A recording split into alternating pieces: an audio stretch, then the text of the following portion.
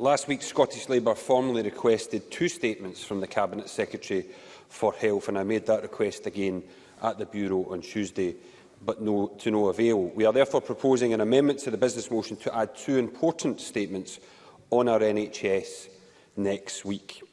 The first relates to national treatment centres, which are subject to delays and cost overruns.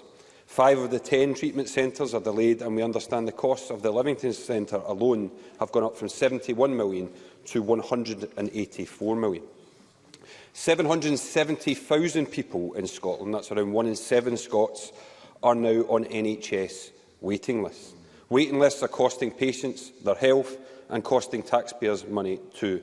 These centres are an important part of the solution.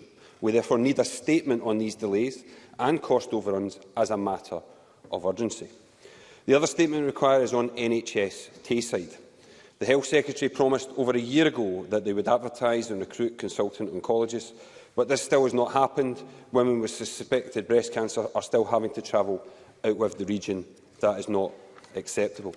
These are not the only issues affecting our NHS. Today we also learned that ICU beds at Ayr Hospital have been removed as well. That's despite Humza Yousaf promising just 2 months ago that they would be retained. The Health Secretary has apparently said he is happy to answer specific questions on these matters. That begs the question why we will not have statements to Parliament then.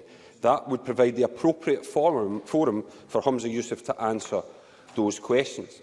I also understand the Health Secretary has suggested he is happy to meet with members to discuss these matters, but at least one of our members has been struggling to get time in his diary.